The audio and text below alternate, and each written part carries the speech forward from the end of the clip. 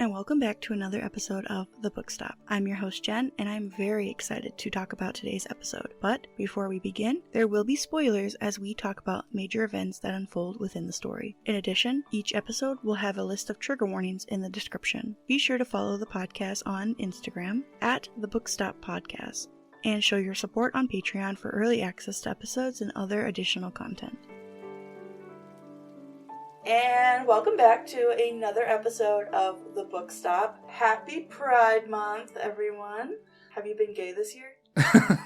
Every day of my life. But especially so in June. Some would say that's not enough. Oh yeah? How much more? I'm married now. So yeah, welcome back. Who we got here today? Who are you? Who am I? At my table today. Oh, it's little old me again, Luciano. Oh, Luciano. Back for another round. Yeah, we were here last year during Pride. What book did we do? Oh my... Heartstopper! Oh yeah! And then this next season's coming out soon. I'm so excited. I cannot believe it. Heartstopper is so good. If you haven't read Heartstopper, 1, homophobic. 2, I will let you slide if you've seen Heartstopper, but you gotta read it. But that's not the book we're talking about today.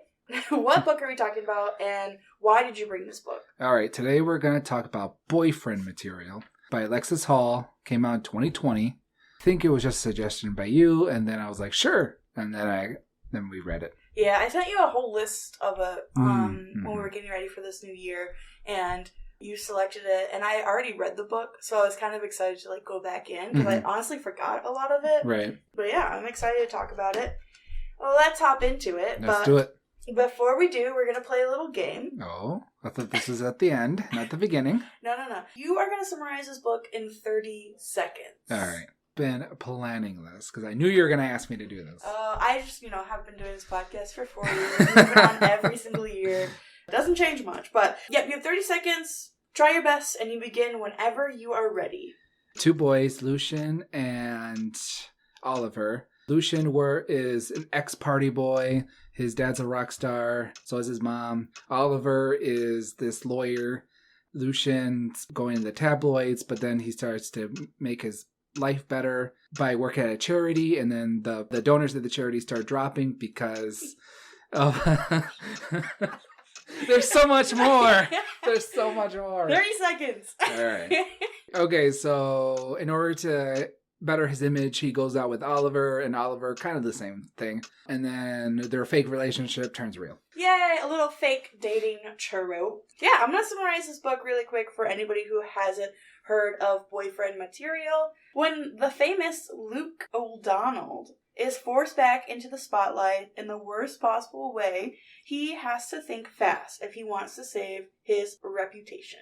By Taylor Swift. Enter Oliver Blackwood. Stunningly handsome and effortlessly put together. Oliver is successful, an ethical vegetarian, and has never appeared in a scandal headline. In other words, the perfect boyfriend material, and exactly what Luke needs to appear respectable again. But when his fake relationship starts to feel like a real romance, Luke and Oliver might have to consider whether they're willing to fight for the truth of their new relationship. Scandal and consequences be damned. Let's hop into it, shall we? Let's do it. What is your favorite quote or quotes from this book? Okay, so I got 2 of them. Okay. Was kind of a challenge finding quotes. Yeah. Because it's kind of a campy book, but, whatever. One of them was, it will never stop hurting, but it will stop mattering. And this is one that Lucian's very, very down-to-earth mother tells him while she's trying to give him advice about the whole, when they first broke up. Or maybe the second time they broke up. They break up a lot. Yeah, they do.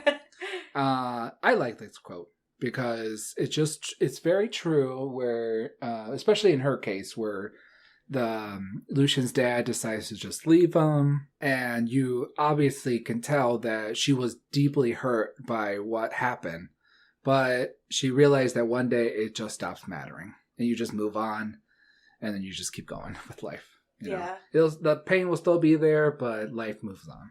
I feel like a big theme within this book is trying not to hold on to the past with Luke and his father, which we'll talk about in a second. But his mother, I think, is a big supporter of that, of not wanting her past to affect her future. And I think that's why she decides to and not to do the album with John at the end. Right. Because, one, she is accepting the fact that, you know, he wants to work with her and it's good publicity for her too.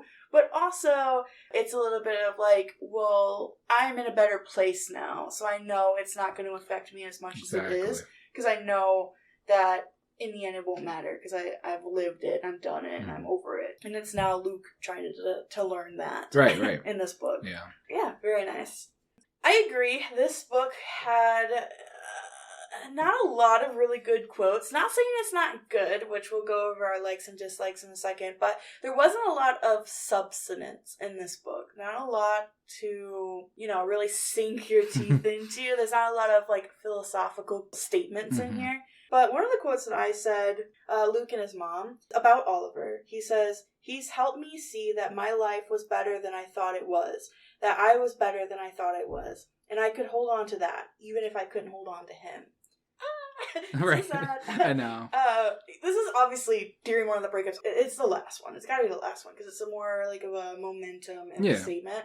But one of the biggest things with their breakup, and Luke in general, is like he thinks he's not good enough, and Oliver is like, dude, you are good enough. I'm not good enough, and it's back and forth with that. Luke's biggest thing is like his life doesn't have purpose or meaning, and Oliver helped him find that. Right. And they found it within each other. So it's just a really good quote, even though I hate the breakups, which we'll talk about in a second. You said you had another quote? Or yeah.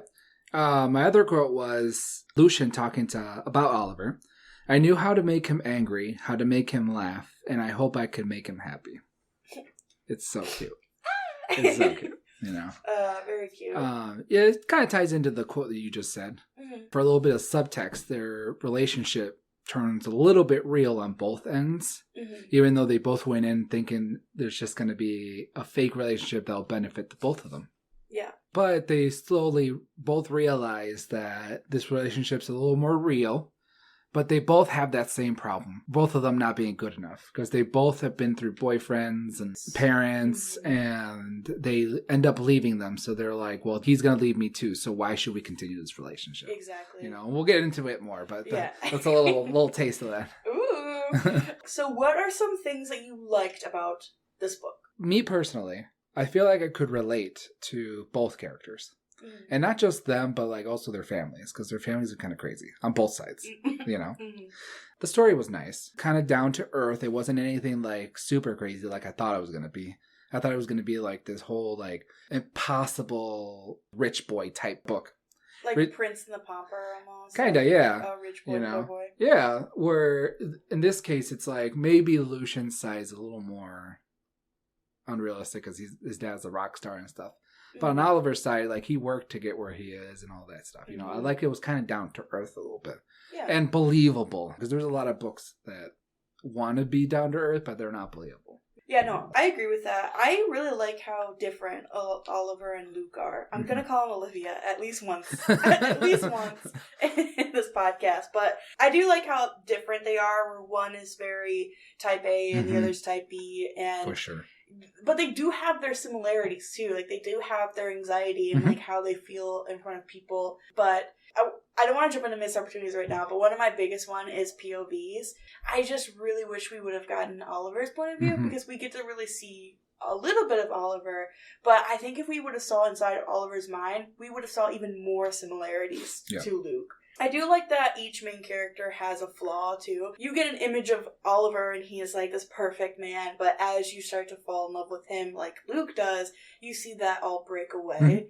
I really like the banter. Right. I think they did a really good job with the banter, especially with Luke and Oliver. Yeah. I think they did really good at building up that relationship.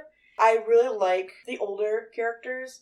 I'm so glad this wasn't a YA. I'm glad that we had characters that were developed and had careers and relationships. Because Luke, I want to say, is like 25, 26, and Oliver is a few years older than him. So not too old, but not too young. Yeah. And my last is I like the diversity in relationships, which we're going to talk about later. I have a whole talking point on it. So no, I agree with all your likes there. Especially, I didn't even think about it, but definitely the banter. Like, not just even between themselves, but between Lucian and his friends, his mom. You know, it just makes it like what I said before, down to earth and real, because that's how we talk to people in real life, especially to your best friends, to people you love. Yeah. Now we got to flip over to the other side. And right. What are some things that you did not like about this book? I thought it was kind of slow at the beginning.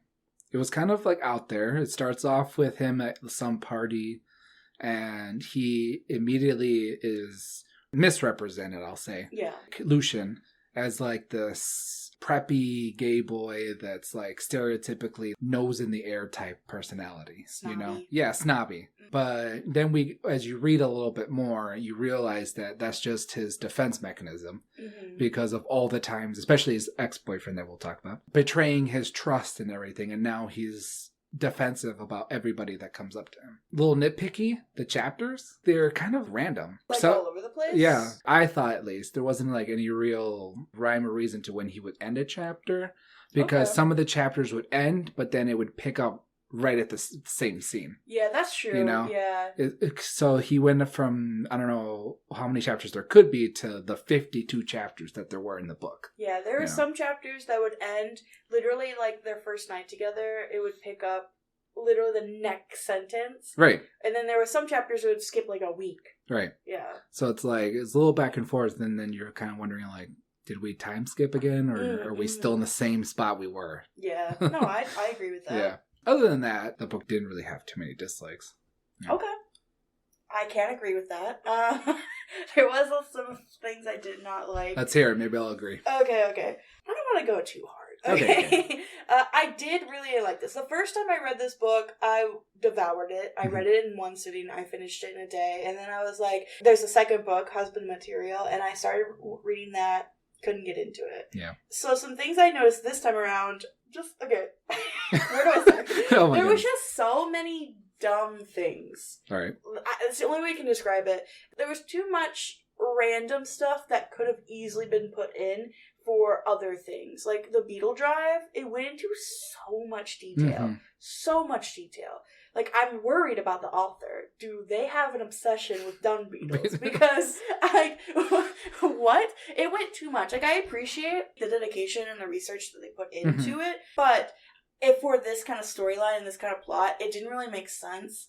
It just kind of fell everywhere. Not saying that I didn't want to drive for the characters. I did like that Luke had the charity and that it was a focal point, but I just did not care. And it wasn't even its own chapter. No.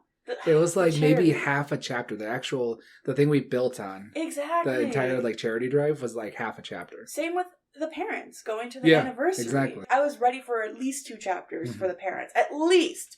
And we get 1 chapter. And it was like half a chapter. I wish there was more drive in the book. More drive for them breaking up and more in-depth looks into things and just more backgrounds in general, which is what I was saying that I wish some of the Beetle Drive stuff was taken out and we put more of not even just their relationship, but more emphasis on stuff, which is why I said a POV from Oliver would have solved so much issues because it would have taken out all that weird random stuff and put in more detail of Oliver.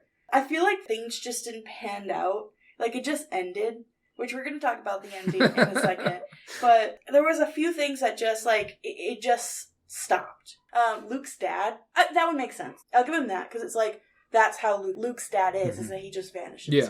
But, like, the breakup was so sudden. It was so sudden. He was like, yeah, we're done with my parents' anniversary. Right. We can break up now. Even though they clearly had, like, a talk and was like, hey, this is starting to feel real. Let's see how it goes. Yeah. And then Oliver's like, no. Like that guy with the little peace sign where he, like, fades away. That's what happened.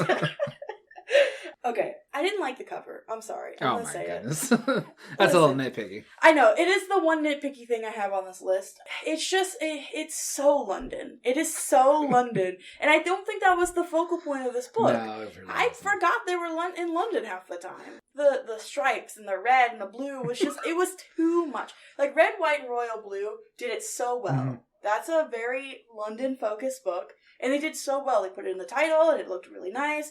It's literally a carbon copy. Right. But obviously Red, White, and Royal did it better. But I just hated it. Every time I pick up this book, I want to put a sleep cover over it so no one knows I'm reading it. Not because it's, like, smutty, but because the art is bad.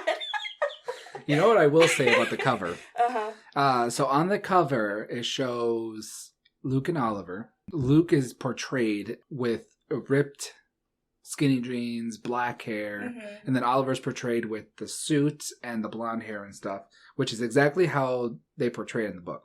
Yeah. However, in my mind, I pictured Oliver having the black hair, Lucian having the blonde hair.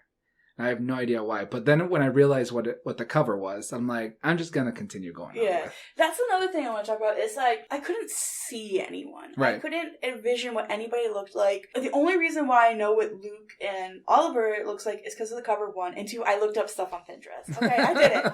I looked up fan art because I couldn't see them. So when I was reading the book, it just felt like they were blobs. And I needed a visual to, like, figure out what these people look like.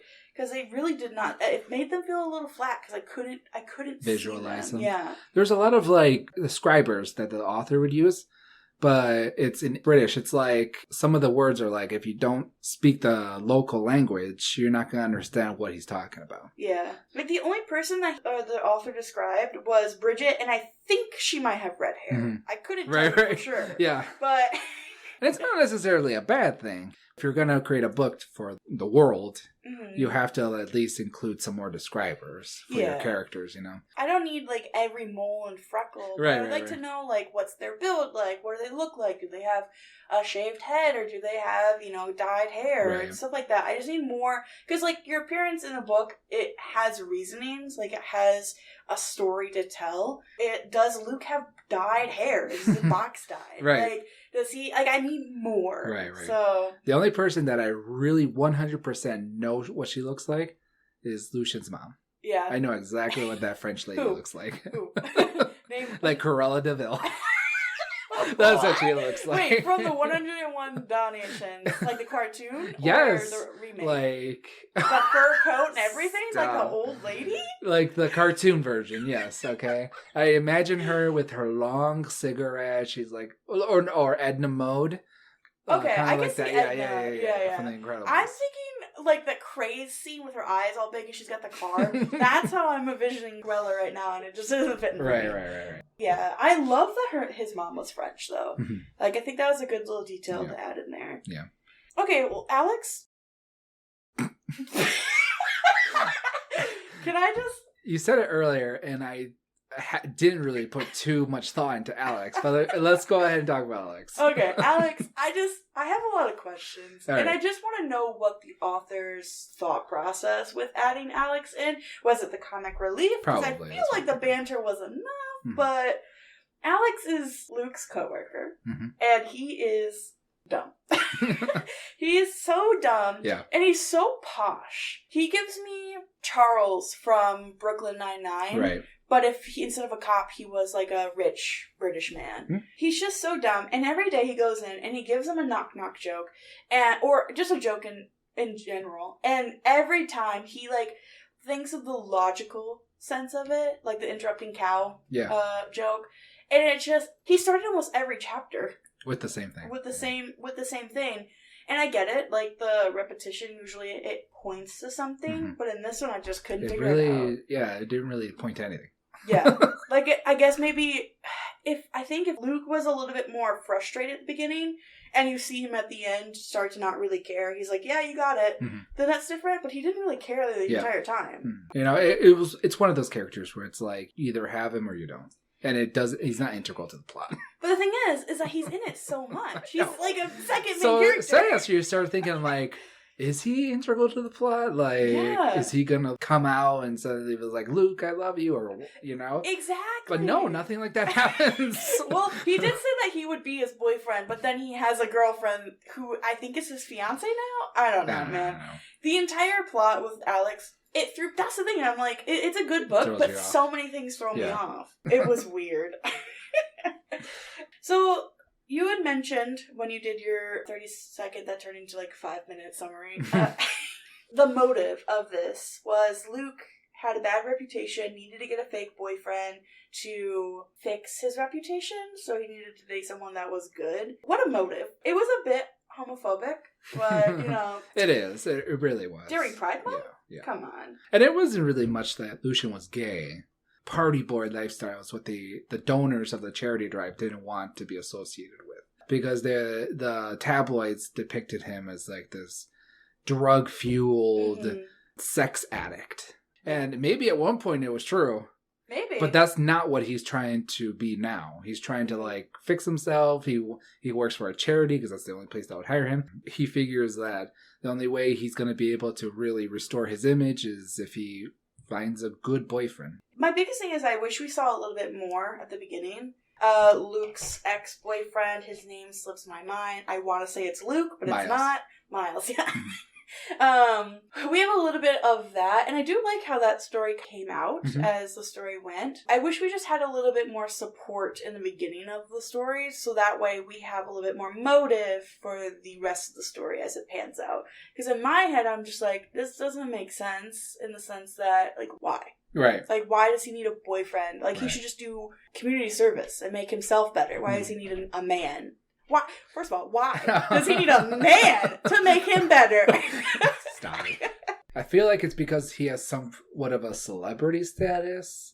If you look at the tabloids now, you always see like, look who's dating who. Just getting any good publicity out there. But like, what I don't understand is he didn't really date anybody in his past that would have been like a bad influence on him. We don't know anything really about Miles, though. Right. So how would just dating a lawyer fix his reputation with the public? And not even like a quote-unquote good lawyer. Like, he supports bad people. He puts murderers on the street. So, like, if anything, they should give him bad publicity because they're like, wow, look what he's got. Yeah. It's a stretch. But I can see what he was trying to work with. I do have a missed opportunity that I think would have helped support it in a very easy, simple way that wouldn't have taken up a lot of space at the beginning of the story, but I'll save that for missed opportunities. All right. So who would you say is your favorite character? When I first started thinking about it, I really loved Priya. One of Lucian's best friends. You know, she is a Muslim lesbian. In your face, doesn't take no crap from anybody type of girl. Kind of craps on her friends a little bit, but in a playful way that everybody loves. Off the bat, she says it like it is, hates all the ideas that everybody comes up with, but still goes along with it. Like towards the end when Bridget was like, we gotta get your man, and the group chat, and then suddenly Priya's like, and I'm part of this group chat because I have a truck. Yeah. So then they all get into her truck and drive all the way to wherever they're going. It's like 4 hours away. Exactly. 4 hours back and forth, or 8 hours total, I think, maybe. A long road trip, and she's just along for the ride, and she complains the entire time, but she loves everybody. And then when things don't pan out, she's like, you know what, let's just drink. And then they go over, like, she's such a good person. And then she stayed the night with her. Exactly. Yeah. And then I started thinking more, and I'm like, I really love Lucian's mom. I was kind of iffy on her at the beginning, but she is just so smart. She's been through it all. She's like, you know what, there's no reason to stress about it. Let's just sit here with my best friend and watch Drag Race. You know?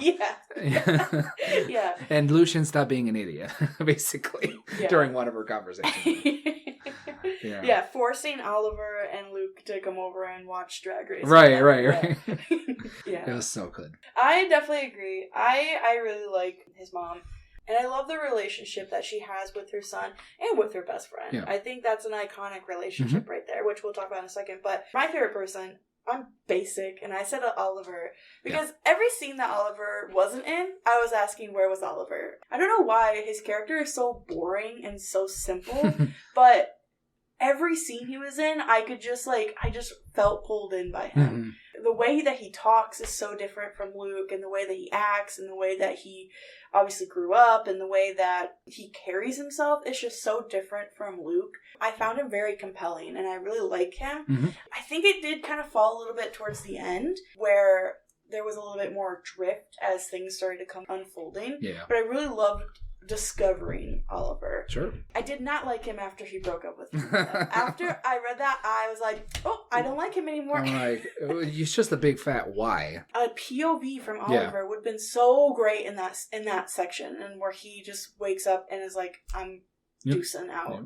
We gotta give a minute to highlight Luke. I think Luke is a great main character. Mm-hmm.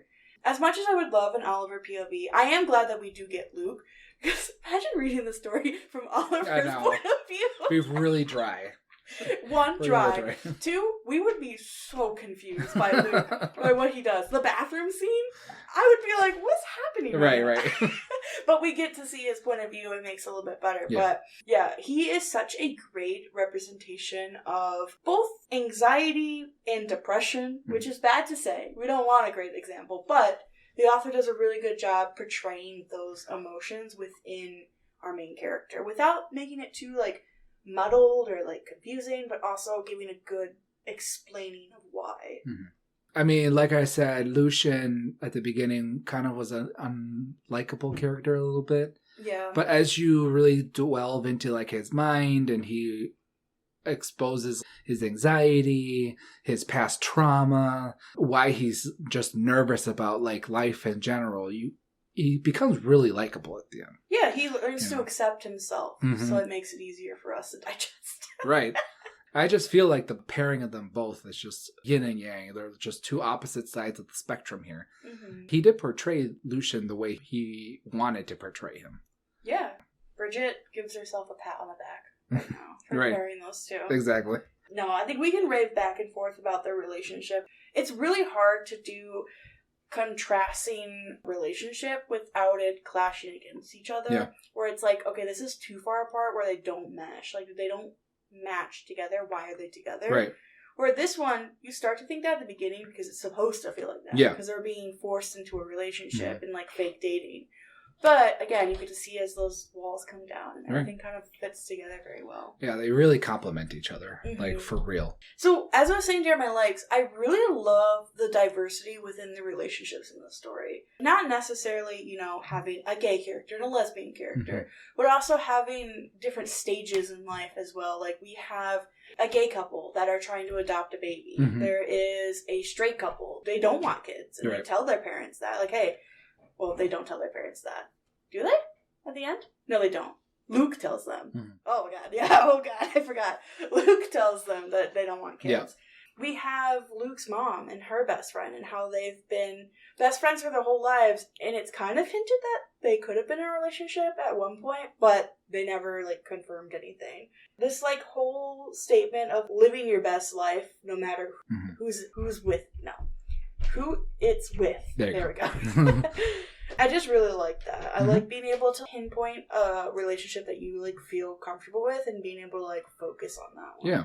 I mean, it's really easy to, like, write a story and everyone has somewhat the same relationship. But I feel like one of the major strengths of this book is how diversified everything is, like you said.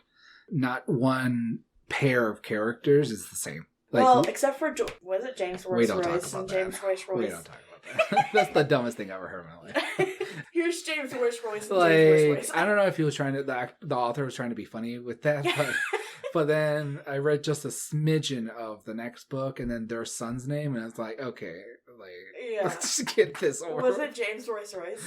Royce? Yes. I think so. Like, James Royce Royce. Come on now. Come on.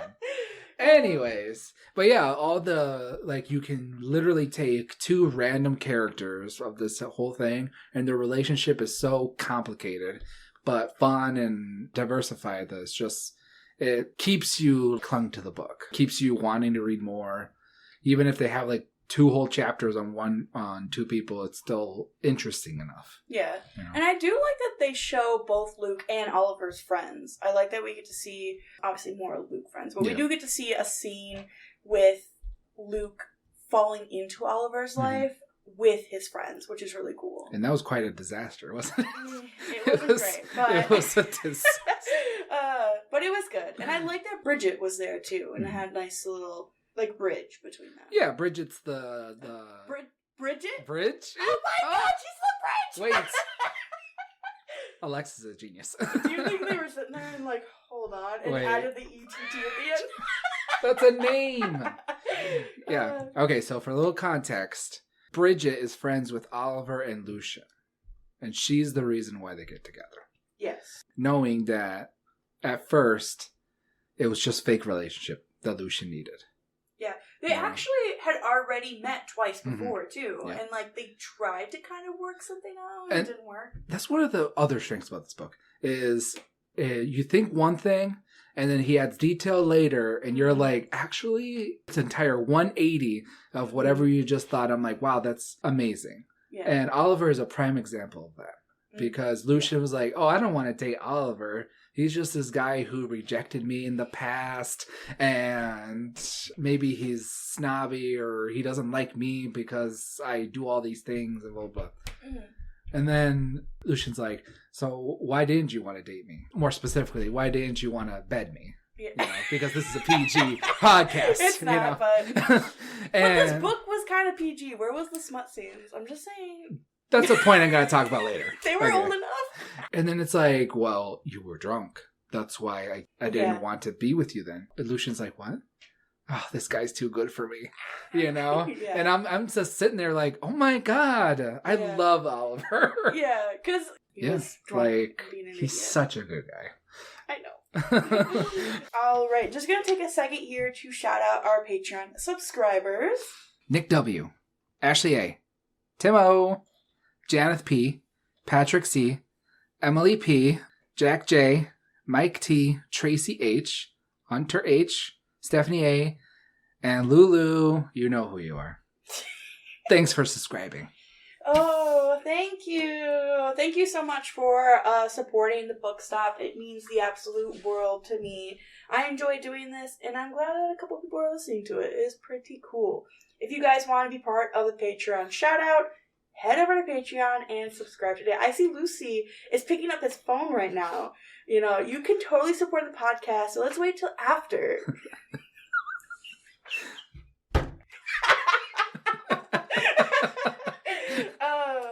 Miles is such a quick thought. Okay. If you continue reading, he becomes more prevalent in the second book, but it's okay. The reason Lucian is so anxious about relationships and everything, he was in a 5-year relationship with Miles.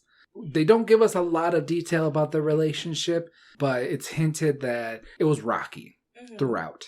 But it ended with him selling like the story of my life with Lucian or the last 5 years, whatever, to the tabloids for like $50,000.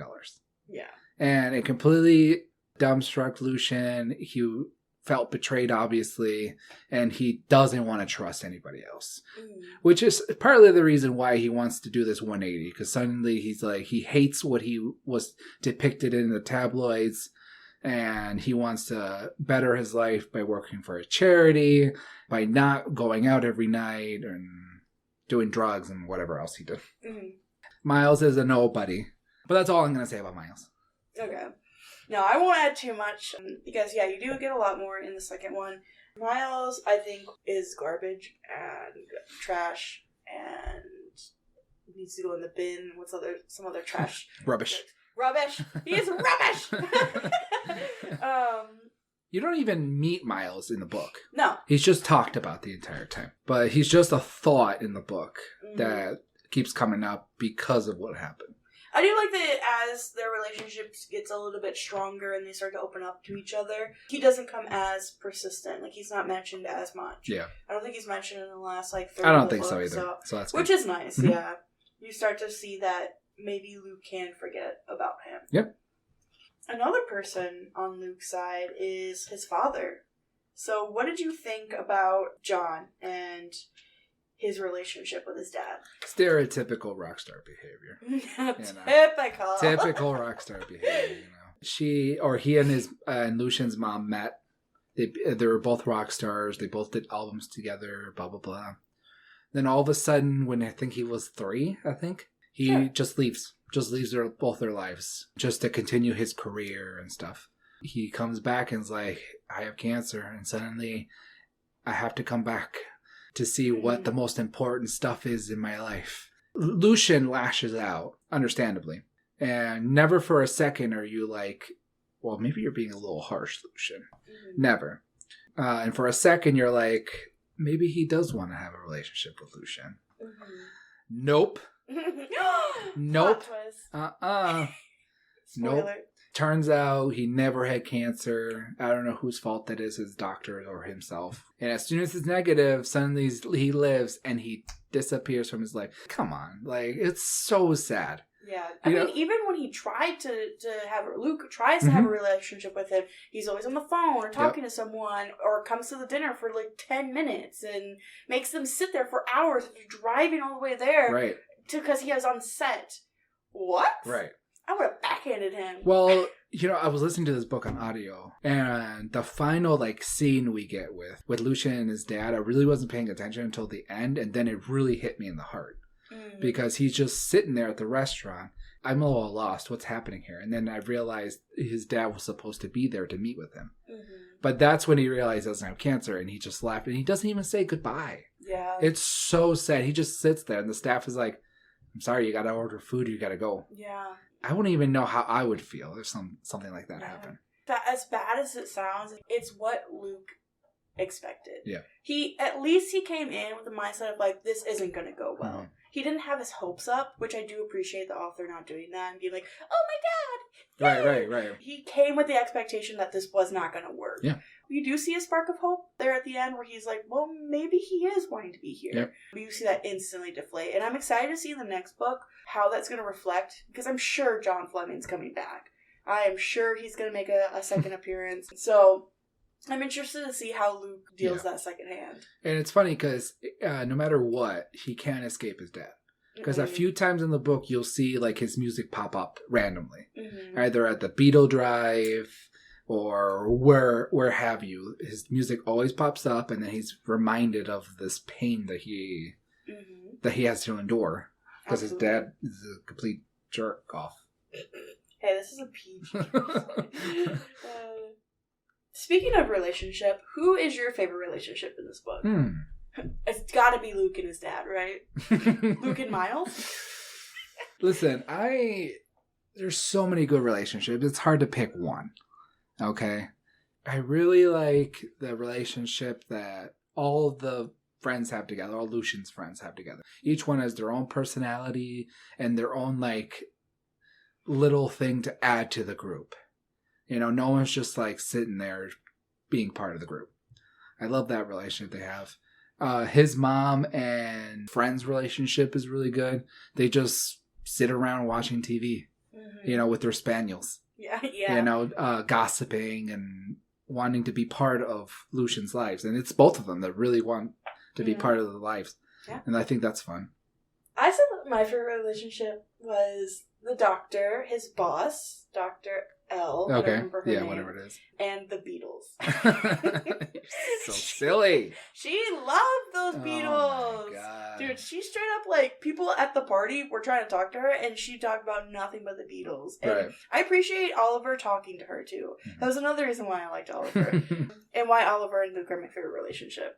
And I think that was just kind of the focal point of the story was obviously them healthy. It seemed like a healthy relationship. I don't know what the second one's going to hold. But they were, again, the polar opposites. They needed each other. They needed each other right then and there. Literally. I loved how they were both awkward at the beginning, and they're still kind of awkward now. I love that they were there for each other. Luke being there when his parents were being jerks, and him running away and having a bacon sandwich.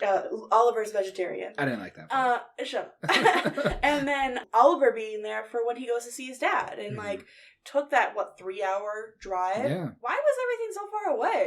I get it in the States, I would get it. But in London, I have no idea. But driving 3 hours away and spending the time with him, that's the biggest thing was the time they spent together. Yeah. They didn't have to. They didn't have to. There was a scene where he's like, you can stay and watch TV if you want, or you can go home. And he's like, no, I'm going to stay. And then, or Luke cleaning his apartment for Oliver. Those little things that add up. I just love their relationship so much. It's just such a good relationship. And you see both sides of the spectrum. Obviously, there's many more. But you see both sides of being a gay man. Flamboyancy and Lucian and Alex, I guess. And then he's like, I might be a bisexual. I hate it. And then Oliver, if he didn't tell you, you wouldn't have never known. Yeah. They didn't clash like you would expect, but they just really like intertwined with each other. Yeah. You know? I'm very glad the author did not go with the enemies to lovers. Right. I'm so happy. I thought that's where it was going to go for a second, because they really hated each other at the beginning. There was a lot of tension. Yeah. But I'm glad they didn't focus on the tension. There was just a misunderstanding. Okay, but when Oliver's like, when they were doing the thing, and Oliver's like, I've been wanting to do this for a long time. I'm just like, stop. Oh my god. Stop it. I was very surprised that they didn't have smut scenes in this. I was very surprised. I was like, this is what it's been built. Okay, let's talk about it. Okay. So, this whole book, Lucian is very horny. The entire book, very sexual. Very sexual. He doesn't shy away from it. He explains his feelings right page through page, line through line of what he thinks about Oliver. Mm-hmm. Okay. Especially at the beginning when they're supposed to just be in a fake relationship. No kissing, no kissing, no touching. Well, maybe hand-holding, maybe this, maybe that. And slowly it builds up to Lucian from the get-go just wanted to be like, maybe we can have sex, you know? Let's just hop in bed. Yeah. And Oliver's like, what? He's like, what did he say? I can't, like, I have to have feelings for somebody. Yeah, like, he can't just, like, bed anybody. Yeah. And Lucian takes offense to that because he thought that's what he was talking about. Mm-hmm. And it's like, Oliver is just that type of person that he needs to have deep feelings for someone before he can do stuff like that. Yeah. And in the book, that's what happens. Mm-hmm. You wait a huge chunk of time where all these emotions start setting into place, and Oliver like falls in love, and Lucian falls in love, and I can't even remember that last part why they finally like did the deed. But Lucian does something, and it really, like, infatuates Oliver, and then they go and do it. I want to say that it was after meeting his friends, Oliver's friends. I think it was after that. Yeah, it was after the friends party. Yeah. After Oliver's friends party. Yeah. Where Oliver sees Lucian selling the Beetle Drive and successfully doing so. Mm-hmm. And then he's like, come on, let's go. It's all these emotions going in. And it gets right to the part, and I'm listening intently, and I'm like, let's go. This is what we've been waiting, And then, so they get into the details about it, and not really though. Yeah, like just like the beginning of it, you know, like they're in bed and they take each other's clothes off, and they say some banter back and forth. Mm-hmm. Lucian's like, and then I woke up the next morning. I'm like, hello. Like, I know this isn't 50 Shades of Grey. Right. You know, you don't have to, like, be, like, explicit about it. Right. But, like... I mean, you can, but you don't have to. There could have been so much more to that scene. Yeah. You know? Yeah. I don't know if maybe a debut novel, so they didn't want to, put too much. I know they have other books out there. I haven't read them, though, so... I know a lot of people, I was looking at reviews, that a lot of people were complaining about that. That the spice level was so low. It's literally one pepper. Because it teases you the entire book. Oliver, like, sleeping over and not having clothes, so he just sleeps in his underwear, and then he's, like, perfectly chiseled, and the V-line, and all this jazz, and he's like, oh, and then Oliver's, like, cuddling up to me, and why is he cuddling up to me? And I'm like, hello? And then... Nothing. That just knocked down a few ratings for me. Let's move on. Yeah, because I could talk about it for another hour. Okay. So. There is one more point I want to make. Okay, yeah, go ahead. The breakups are so weird. Okay, yes! The breakups are so weird. They are. Because they fall in love, obvious in their banter and their mannerisms. They, like, fall in love with each other. Lucian does it first, and it's so weird because you kind of know the backstory. But he reads an article about that Cam guy from the very beginning, and maybe he was a journalist, maybe he wasn't, maybe he just wanted to pick me up, Yeah. And then it turns out he was. And then Lucian turns into like this, oh, he's too good for me type of guy. I don't know why he's in the blah, blah, blah, blah. Mm-hmm.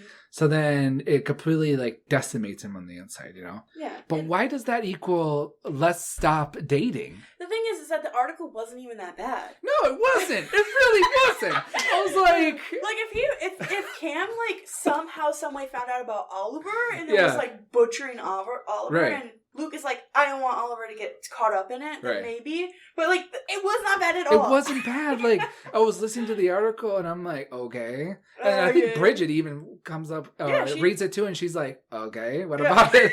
Like, why was it so bad? Like, I understand what he was trying to go for. He was trying to go for, like, here's my past trauma, and all these feelings, and I don't want to be hurt again, and maybe Miles is going to sell my story to the whatever again.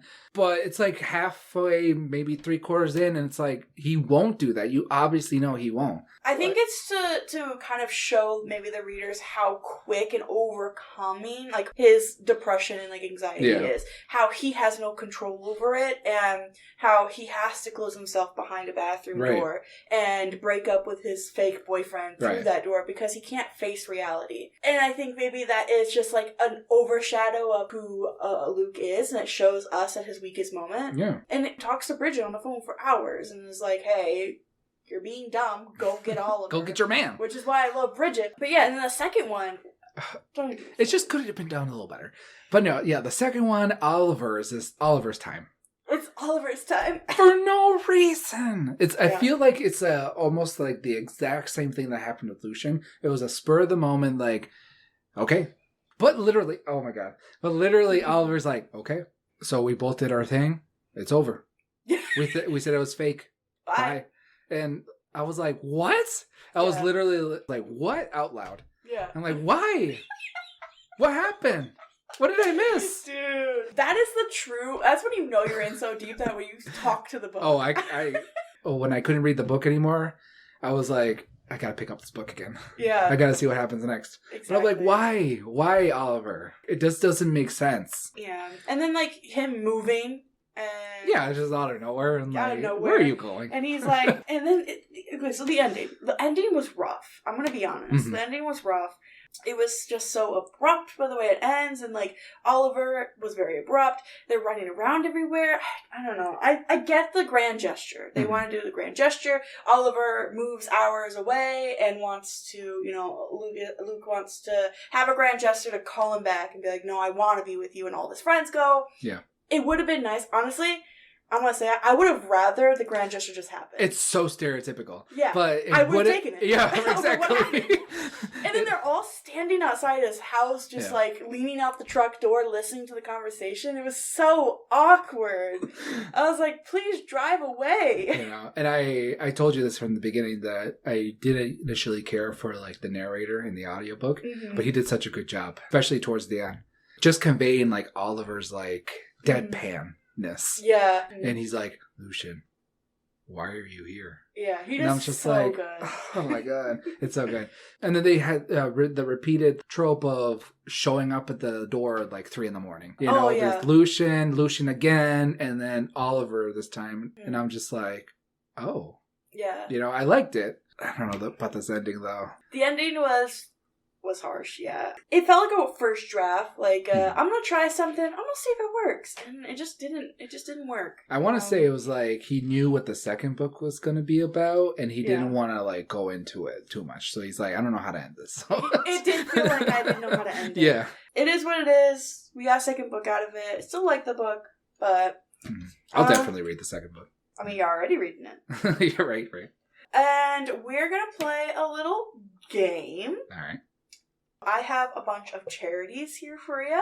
You're going to tell me what are real charities and which are fake charities. Oh, okay. To fit with the Beetle Drive and the Dung Beetles. Let's do it. What a random charity, though. The Beetle Drive? Like the Dung Beetle?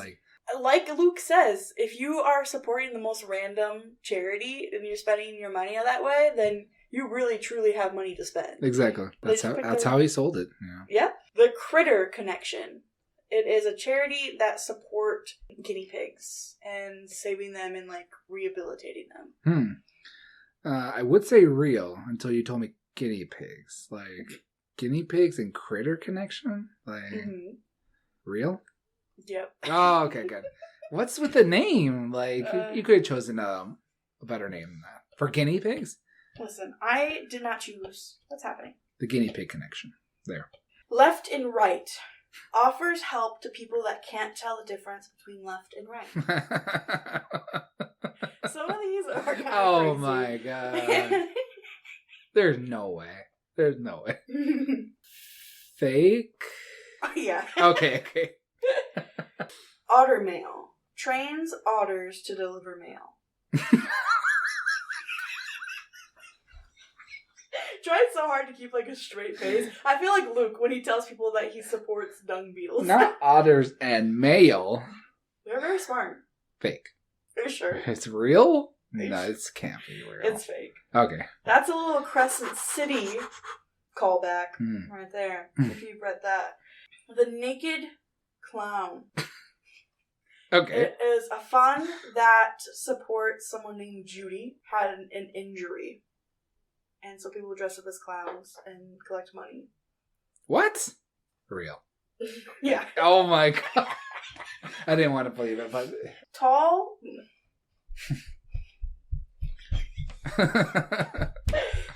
Tall Club International Foundation is a charity for tall people. To do what? Support them how? Being whatever the tall... they need. Fake? Or real, I mean? Which is it? Real. Yeah. Okay. Tall man. Unite. ZYXW Foundation teaches people to do the ABCs backwards.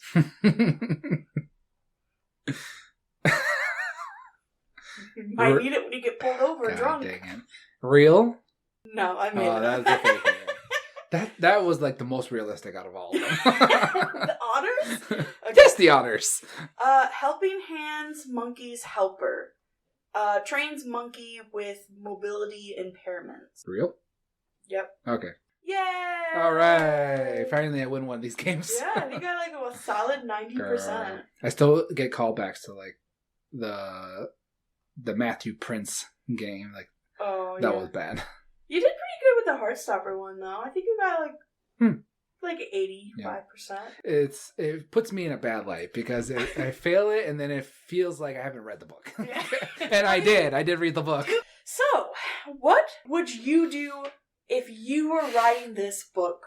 What changes would you make? This is just purely your opinions. What are some missed opportunities? Missed opportunities. And I'm sure you have a laundry list of missed opportunities. I have a handful. I have one load of laundry for this. I do fully agree that point of views could have been at least maybe touched on. Because it's hard to do multiple point of view books. Maybe a little chapter or two about each person's point of view, what's going on. Maybe we get like just an Oliver only, a day in the life, and this is what he's thinking of the entire day. Would have helped us really capture what Oliver's all about. Other than that, though, you know how you make soup and you just throw in a bunch of stuff in and it turns out delicious at the end anyways? Like a curry. Yeah, like a curry or a gumbo or whatever. And then you throw in that banana. Or what have you. You know, you throw in something weird, but it still ends up kind of good. I feel like that's what this book is about. Okay, It's really... he didn't obviously throw in a bunch of crap in there, but dung beetles. but Alex. it all worked out, you know, it all complemented each other. Yeah. It's a nice book to read. I feel like if I start nitpicking and start changing some stuff, then other stuff wouldn't make sense. So go ahead and tell me what your misconnections are. So I wouldn't change anything. The only thing is I would add to improve. Sure. Oliver's point of view is the biggest one Yeah. for me. I think it just would have really helped. And then add a little bit more for the events. Because I think that with them being so important. Like that's the main reason why they end up doing this. And you could have easily made the events the reason why they broke up. And that would have been almost like kind of a twist. It's like the whole reason why they're together is for the event, and the event is the reason why they broke up. Like it goes wrong. Something goes wrong, and there does go wrong at his parents' house, but we don't see the repercussions of that. We don't see, maybe the mom calls and is like, hey, either one, don't ever come back, or two, we support you. Right. Like, let me see an outcome. And it's like, that was the biggest thing. I was like, I didn't see any outcomes from anything. Right. I just put more on Oliver in all caps. I just wish we had more of Oliver's life. My biggest one, though, is to help with the motives I had said at the beginning of the podcast was, have you ever read, you haven't, but the listener, have you ever read The Seven Husbands of Evelyn Hugo? In that book, there are clippings of newspapers that have tabloids on him. Okay. And because the book is about an actress. Yeah. It has all of this negative things that happen, her relationship with all these men. And I really wish we could have had that for Something Luke. like that? Yeah. At the beginning, it would have taken, 3 pages, put all the tabloids, put one of John Fleming, show us what everyone's seen, to show that Luke is, quote unquote, a bad person. Instead of telling us, show us. And I think it would have just made it so much better. Yeah. Maybe tabloids throughout the book to show that his reputation is improving. Here's Luke with a mysterious man with a hand around his face. Right. I would have liked that a lot better. Yeah. But that's really all I had. I think we're falling in love with Oliver. Who? You and me. Oh, God. It's like Lucian's the main character of the book. Yeah. But we end up falling in love with Oliver. That's usually how it goes, though. You fall, like, the purpose of a love interest is to have the reader fall in love with them, because you're supposed to get on the side with main character's feeling. Like, a huge example is Xaden and Violet in Fourth Wing. You're supposed to hate him at first, but then you fall in love with them as the character falls in love with them. Right. And then you end up falling in love with him more than you like Violet. But we won't get into that right now. So we already read what happens next, but I want to throw out some theories in there that I hope to see, because I didn't finish the book, you just started it. So what are some things that you think is going to happen in husband material? They get married. I feel like, and I haven't read too much into it, so I'm purely speculating. One of the 2 boys isn't going to want to be married. Either they don't believe in it or what have you. They just want to remain current relationship statuses. Who do you think is going to be? It's probably going to be Oliver. Really? Yeah. I feel like Lucian's going to be the one that wants to lock it down. Don't miss out on this great man that you found on your doorstep. And Oliver's going to be the one that's like, well, I don't know if I want to be married. We're happy as we are. Like, why do we have to be married? You know? Yeah. And there is a 3rd book. Did you know this? No, I was going to say, what do you think the 3rd book's about? The second book came out, first book came out in 2020. The second book came out in 2022. The 3rd book is either come out or is about to come out. And it's called Father Material. No way. It's called Father Material. Stop. Yes. And to be honest, though, the titles kind of give it away. Like the previous book, So whatever happens in the second book, I'm sure I'm going to like it because I'm going to read it. Yeah, it does kind of give it away. I mean, it is progression of for sure. So it's what is expected. Yeah.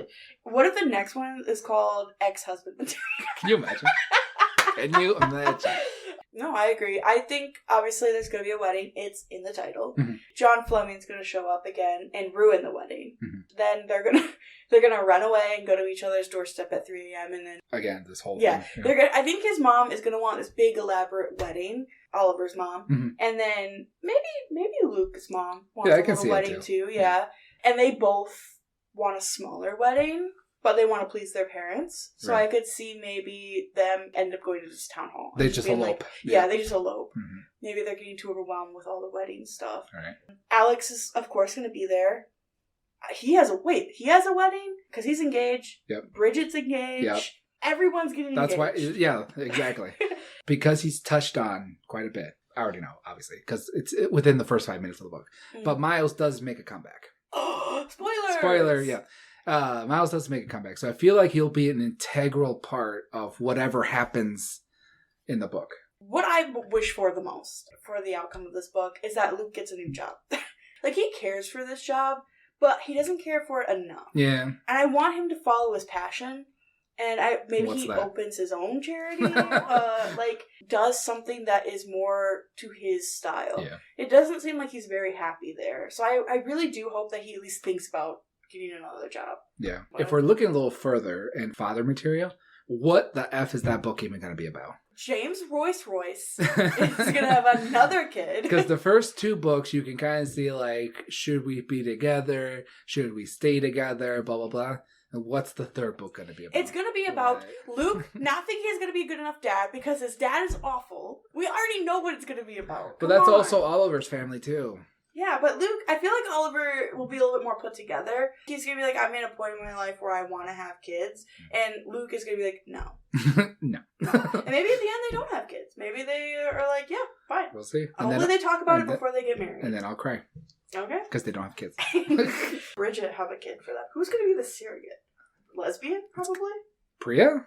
Maybe. No, there's no chance. Maybe. Bridget's gonna be like, it's me. It's gonna be me.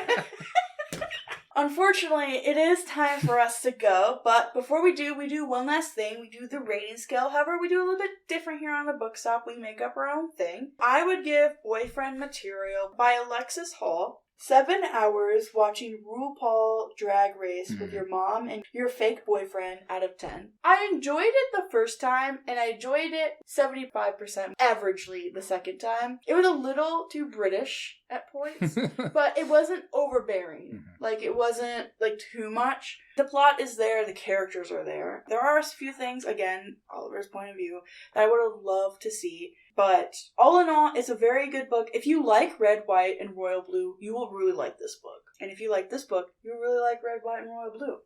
There's smut in that one. So. Alright, send it over to you. Just to be clear for our British listeners, being British is not a bad thing. It's just we don't understand. That's it. I will also rate it 7 incomprehensible British slang terms out of 10. I like this book. It was kind of hard to get into at first. It was kind of a struggle to read in through. But then it just sucked me in, and you wanted to see how it ended, and you wanted to see the conclusion. And then when you thought you knew it all, you didn't know anything. Because he throws 2 monkey wrenches in at the end, and you don't know how the book's going to end. And you don't know where the monkey came from. Exactly. You're like, whose monkey was this? You know? Why does he have wrenches? Exactly. Is he a toolman? What's he fixing? Like, what's a monkey got to fix? But in the very end, closed the book, and I was like, I like this book. It was a good story between a AAA, The Notebook, that went out into like the theaters and stuff, versus a Netflix movie that's still good, but it's a Netflix movie. It's a Netflix movie kind of book. If they ever made a movie about this, it's Prime, Netflix, whatever. I mean, it's only been out for 4 years. There is a possibility. Oh, for sure. And I hope they do. Yeah, All the Boys I Loved Before was out for a while before they picked that up. And The Summer I Turned Pretty. Like, there's a lot of books becoming TV shows now. Or a TV show I would be fine with that. Oh, yeah. I was thinking about that, too. I'm like, wait, do I want a movie or a TV show? I think a TV show would be better. Like, Red, White, and Royal Blue, I know we talk about it a lot, but that got a movie. And the guy... Too quick. It was too quick. The guy that played Alex was so bad. I'm sorry. He was so bad. Henry did great. He did a good job, but I hated it. I hated it. You could tell he was reading from a script, and I hated it. Right. So whoever they choose for Luke and Oliver, I hope it's not that. I hope they do, like, perfect casting for this thing. Yeah. That's the thing. It has to be. Red White did great casting. I will give them that. Yeah, but it is time for us to go. Thank you so much for coming on during the gayest month of the year. You're welcome. The gayest person I know. Definitely not. You're not the gayest person. No, I'm definitely not. No, I'm like Oliver in the sense that you would not know if I was or not. Don't even lie. Just thinking, I have to come back for the other half of Heartstopper. We have to wait for the 6th book to come out, but yeah, we could do that. And then I'll definitely come back for Husband Material. We do a full episode where it's 5 and 6 of Heartstopper, and then immediately followed by we just go segue right into Husband Material. I'm sure they're connected. They're in the same world, you know. They're both in London. Exactly. So it's the same place. Well, thank you guys for sticking around for this long. We've just gone all over the place, but if you guys want to see some more episodes with Luciano, check out the account. He's on a few of them. Yeah, thank you guys so much for listening, and we will see you next time. Bye! Thank you for turning the pages with us today. If you've enjoyed this episode, show your support by leaving a review, sharing the episode, and following the podcast on Instagram at The Bookstop Podcast. Join us on Patreon for early access to episodes and other additional content. Thank you for listening, and I'm looking forward to the next one. Hope you are too.